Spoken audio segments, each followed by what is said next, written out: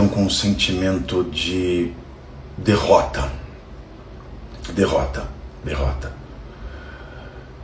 Eu, desde sexta-feira, estou com um amargo da derrota na boca.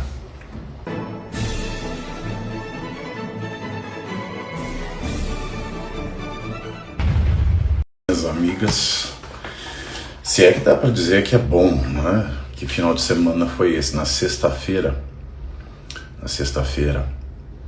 eu falei, eu não vou sair de casa, a não ser para trabalhar, porque as notícias elas estão tão pesadas que elas deixaram um sábado de ressaca. Eu falei, na sexta eu não vou sair de casa, porque tem como o dia piorar e as coisas só se avolumam, a gente não encontra nada de bom. Hoje de manhã eu também recebi um outro soco no estômago e não está nada fácil. Desde sexta-feira o Brasil está ressaqueado e as pessoas com bom senso nesse país, e eu digo isso porque eu estou sentindo isso, estão com um sentimento de derrota.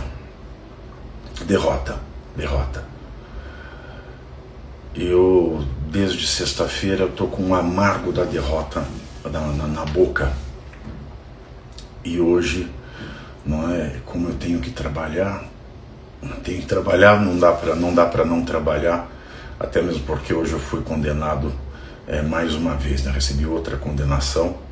Hoje eu fui condenado a 1 ano e 9 meses de detenção, multa, mais indenização por danos morais de R$20 mil em favor do advogado Augusto de Arruda Botelho, ex-secretário nacional de Justiça, do grupo Prerrogativas, aquele que pegou o avião da Libertadores e bateu um papo com o Toffoli,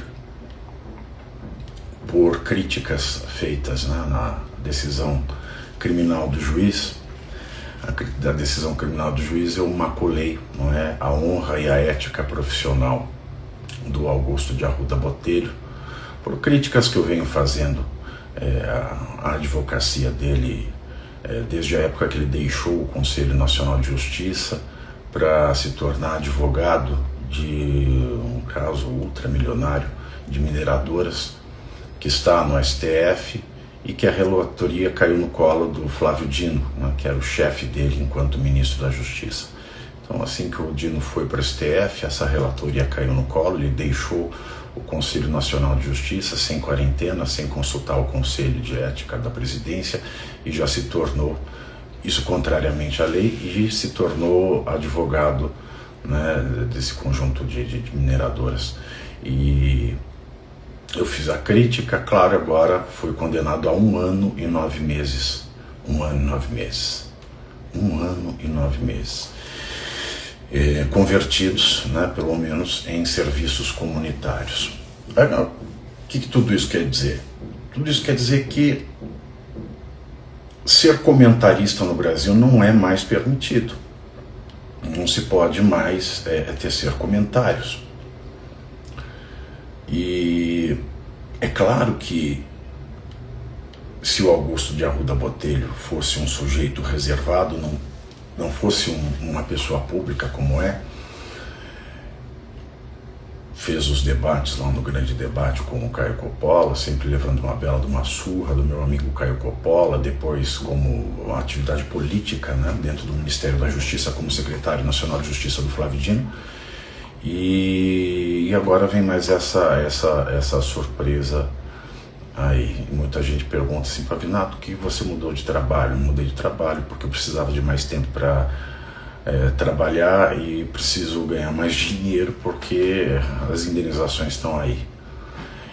E aí na semana passada tivemos o fim da Magnitsky para o Alexandre de Moraes. Essa foi a primeira paulada atordoante do dia.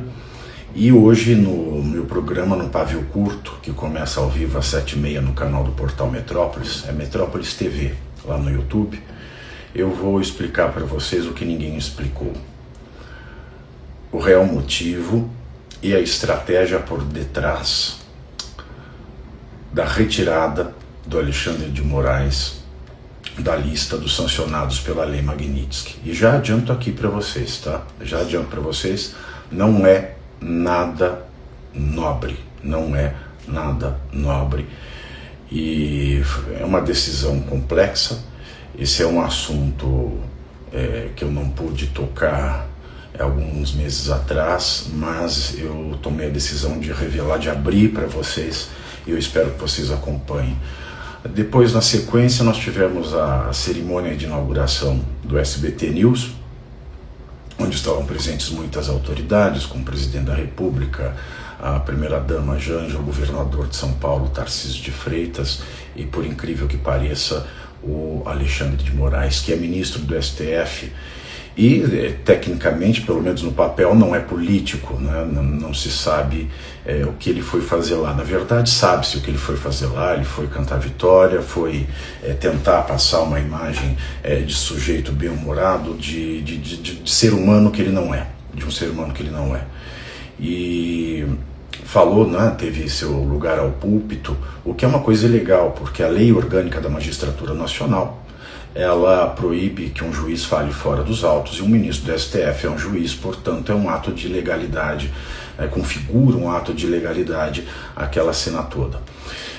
No domingo, ontem, nós tivemos aquele atentado terrorista, né, contra judeus e as suas repercussões, né, e o silêncio sepulcral, mais uma vez é claro, do governo brasileiro. E por fim, né, de ontem para hoje, o Zezé de Camargo, um querido amigo meu, de quem eu sou fã desde criança, o Zezé, a 1h da manhã de hoje, fez aquele vídeo bombástico, e jogou, é claro, uma sombra que já começou a se espalhar sobre o SBT no final de semana, né? O sábado e o domingo amargaram ibopes bastante cruéis para uma emissora aberta e que regularmente é a emissora com a segunda maior audiência da TV aberta do Brasil. Ora, o que o Zezé fez foi um ato de revolta, e eu acompanhei todas as críticas que são feitas a ele, e as mais comuns que a esquerda faz a ele os presidentes da República costumam comparecer, no mínimo eles costumam ser convidados a esse tipo de solenidade, e calhou, é claro, de ele estar lá. Bom, a questão não é um político estar lá, o presidente da República, a primeira-dama, o governador do estado, isso é até compreensível, não é? Vale lembrar que eu lembro nitidamente a inauguração do Templo de Salomão, do bispo Edir Macedo, que também é dono, não é, da TV Record.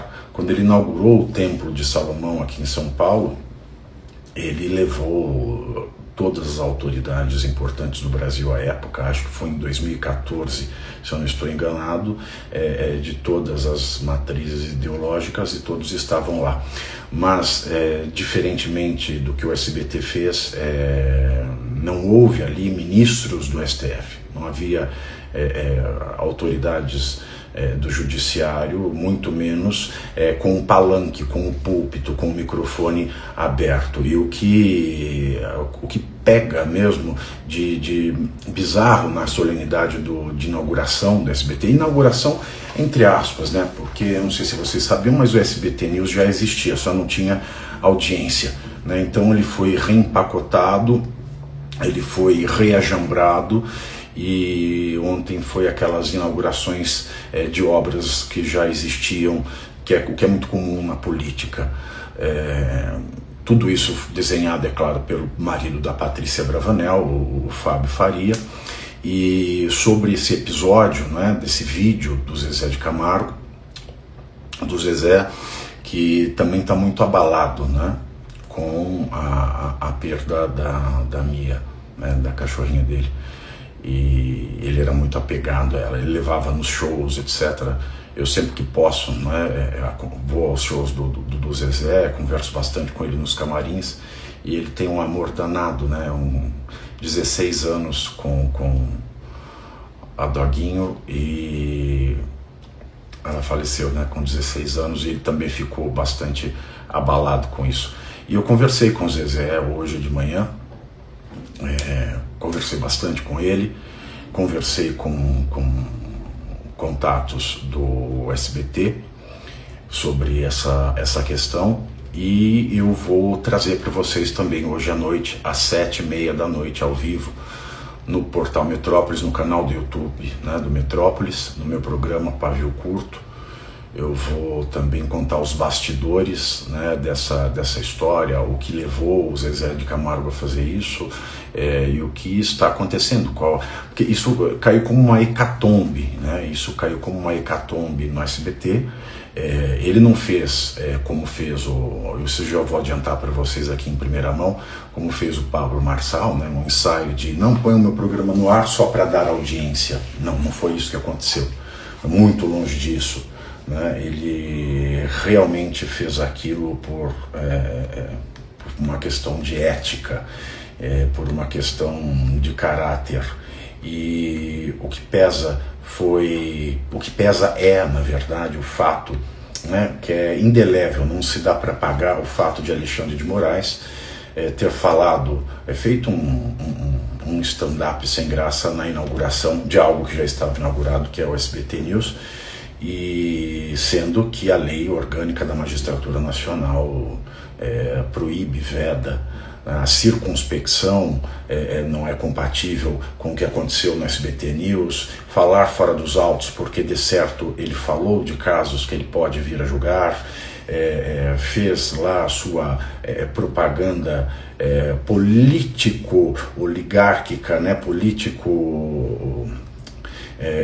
político-eleitoral, né? Eleitoral não, político-ditatorial, e isso é que pegou muito, Então, os detalhes dessa hecatombe, também já adianto que tem um contrato que o SBT ele tem os direitos de transmitir, isso já está gravado, e vou adiantar mais uma coisa só, mas que todos os detalhes eu vou contar à noite no Pavio Curto, a partir das 7h30 da noite, no canal do Metrópolis, no YouTube, então não percam hoje.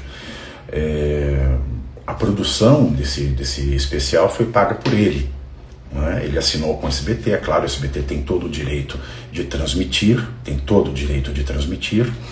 e é o que o Zezé me falou hoje de manhã, né? Ele não exigiu nada, ele não vai processar ninguém, ele sabe dos contratos que ele assinou, o que ele fez foi pedir. Ele pediu, agora cabe ao SBT, né, tomar essa decisão.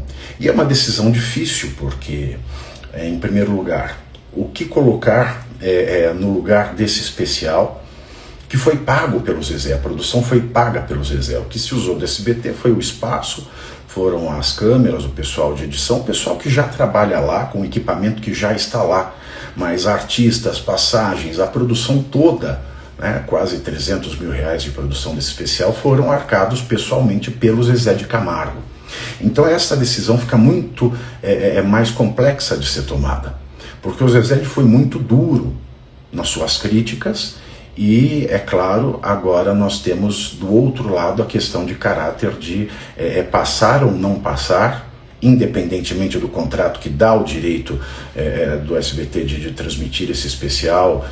Esse especial é Amor, do Zezé de Camargo, mas é um especial que foi financiado pelo Zezé de Camargo. Então, meus queridos, mais detalhes sobre essa hecatombe que se abateu no SBT, vocês vão ver ao vivo às 7h30 no Pavio Curto.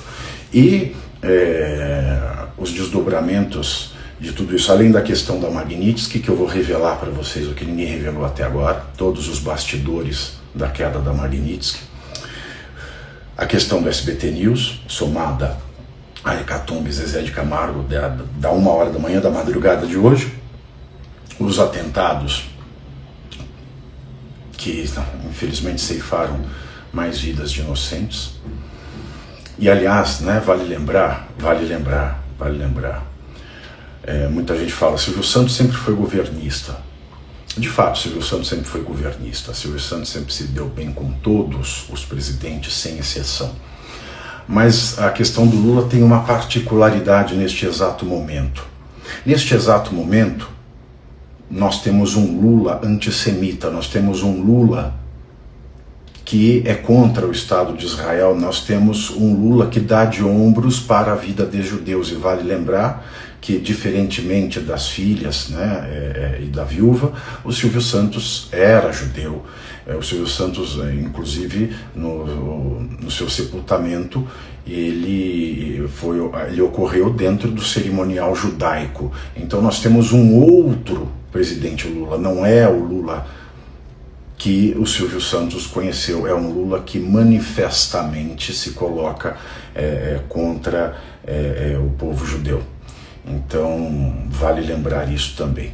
E por fim, eu vou, dentre outros assuntos, porque o Brasil é uma terra fértil de notícias ruins, né? A cada minuto uma coisa mais absurda que a anterior acontece, e eu vou tratar da minha nova condenação, né? E eu já soltei uma nota no meu ex, né, no antigo Twitter, antes que algum desses colunistas de TV, etc., façam uma nota desabonadora a meu respeito, e eu decidi ser o primeiro a contar da minha condenação. Eu fui condenado hoje a detenção, a 1 ano e 9 meses, 1 ano e 9 meses de detenção. Fui condenado hoje a 1 ano e 9 meses de detenção, que foram convertidos em serviços comunitários, mais 20 mil reais, atualizáveis, é claro, desde o começo da ação, então vai vir um valor bastante maior, por ter maculado a honra e a ética profissional do advogado Augusto de Arruda Botelho, aquele que pegou o jato para ir à final da Libertadores ver o Palmeiras jogar, e é o que dizem, né? Aproveitou para falar do seu caso, né? Para falar de Banco Master com o ministro Dias Toffoli. E esse processo, né, que eu fui condenado hoje a 1 ano e 9 meses, esse processo ele é sobre outro caso, é um caso anterior, que é o fato dele ter se desligado da Secretaria Nacional de Justiça e, contrariando a lei, não ficou de quarentena, nem consultou previamente a aceitação da procuração outorgada por mineradores para cuidar de um caso cuja relatoria caiu no colo do Flávio Dino, amigo do Augusto de Arruda Botelho, e que também era chefe dele no Ministério da Justiça. O Flávio Dino era ministro da Justiça e o Augusto de Arruda Botelho, ele era secretário nacional de Justiça. Então a gente vê aí um método, né, tanto lá quanto cá. E o que acontece é que ser comentarista político já é perigoso, né? Já é perigoso, já faz tempo que é perigoso, mas não é também que seja perigoso porque eu sou muito exaltado, não, nada disso. É perigoso porque vocês hão de convir,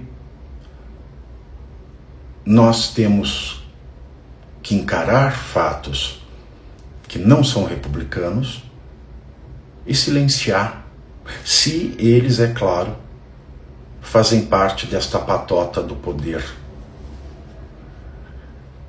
E eu juro por Deus, dá vontade de desistir, dá vontade de desistir.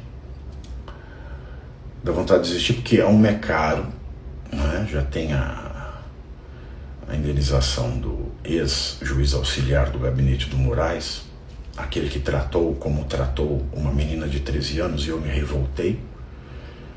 E a indenização para esse desembargador chega a 100 mil reais. Depois no criminal, outros 100 mil reais, 100 mil no civil, 100 mil no criminal, 200 mil, mais detenção. E agora 1 ano e 9 meses de detenção, mais danos morais.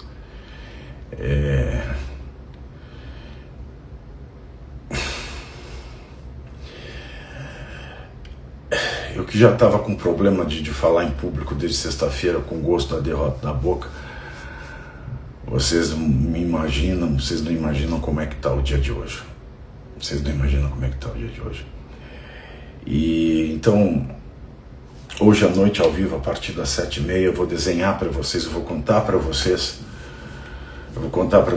o que realmente levou ao Alexandre de Moraes sair da Lei Magnitsky, os bastidores de tudo isso, o fato, a bomba que baixou sobre no SBT, primeiro uma bomba plantada pelo próprio SBT, né, nas mãos do marido da Patrícia Bravanel, Fábio de Faria, e hoje, à 1h da manhã, com o Zezé de Camargo, falei com todas as partes envolvidas e conversei muito com o Zezé e quero trazer isso para vocês.